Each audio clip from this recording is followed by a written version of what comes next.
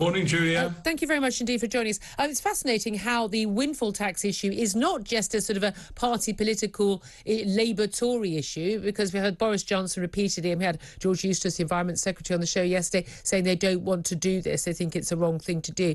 Labour supporting it. But also we had John Redwood on the show yesterday from the right wing of the Tory party, who's calling for lower taxes, but, talking about, these things aren't necessarily that unpopular. But, I mean, when we see profits like this, 7.25 billion in just 3 months, that is going to very much, back up a lot of people's demands for a windfall tax on these profits. They're making money out of our misery. Yeah, it's impossible to overstate the scale of the profits here. And this is coming at a time, as you said, where millions of families are going to be spreading the bills out on the kitchen table and trying to figure out how they're going to make ends meet. And for us, a windfall tax is a critical part of that in terms of introducing a bit of fairness into the system, saying, well, these companies really have lucked out, and why don't we redistribute a slice of those profits back to those families that are struggling? Well, it's interesting that you use this word fairness. I mean, that's where we talk about, companies like Amazon and Starbucks, and they pay the legal amount of tax they're supposed to pay, but because of the rinky-dink ways they manage their international companies and money going in and out of different countries, they don't pay what I think most of us would regard as a fair rate of tax compared to other businesses. And this is the thing about oil companies. When we've spoken about this with representatives who are opposed to the windfall tax, they point out that actually these companies already pay a higher rate of tax than other companies, in which case aren't they already paying a fair rate of tax? Every time their profits go up, they're paying more tax on that anyway, so we're already reaping the benefits. Yeah, you're right that they do have a tax regime that's sort of specifically designed for them, but that comes with very, very big tax reliefs that sort of let them off various investments.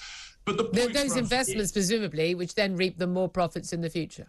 Exactly. And the point for us here is that this hasn't come about through any company behaviour. This has come about through big global changes like Russia's awful invasion of Ukraine. And therefore, it seems right in this instance that the state says, well, OK, this has come about through sort of corporate luck. And therefore it's right that we redistribute this to people who are really struggling. Trouble with this, with windfall taxes, is basically we want to tax them on money they've already made, as you say, not through any greater, giftedness on their part, but through luck and our bad luck.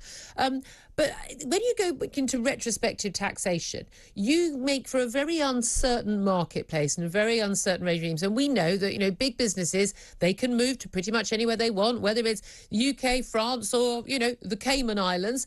And we make it very difficult for and disincentivising big companies to make their home here in the UK, employ people, pay a lot more of their corporation tax here. Is there not an issue where it seems like a good idea and it's very popular and populist and lots of us are like it, and for 1 year we'll get a load of money, but actually in the long run this may actually harm our economy? Well, of course, windfall taxes have been tried in the past by all parties, and there was little evidence when they've been introduced that they've had any sort of long-run effects. So we wouldn't expect that in this case. And these companies do, go where the oil is, and in this case they're operating out of the North Sea. So there's no reason really why they would particularly end that, especially given the size of the profits that they're making from those operations. Yeah, I think the BP chief executive actually in an interview yesterday did say that they would not be stopping any of their, I think it was £14 billion worth of investment in the North Sea if there were a windfall tax. In terms of that windfall, would we be expecting it for just a one-off year, a couple of years, 3 years? What would we expect?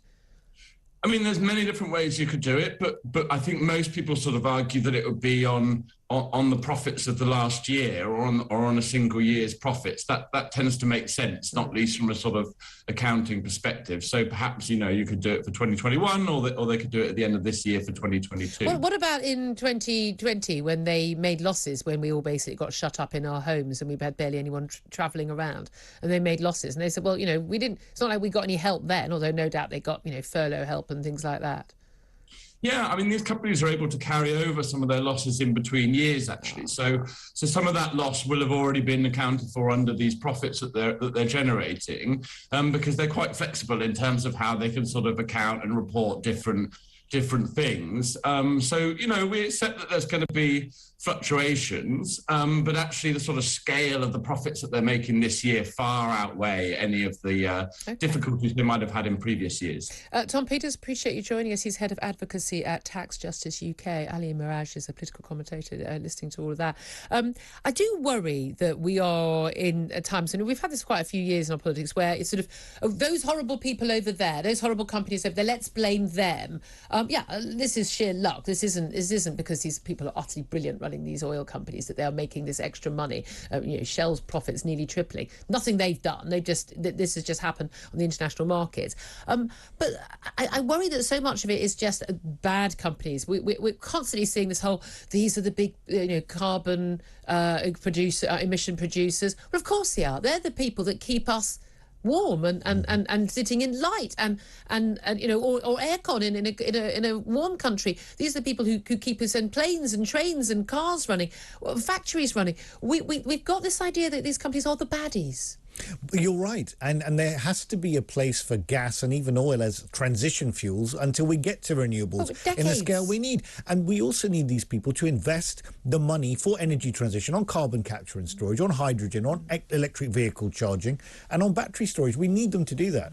Okay, well, we shall see whether anything happens. The government said they won't do that.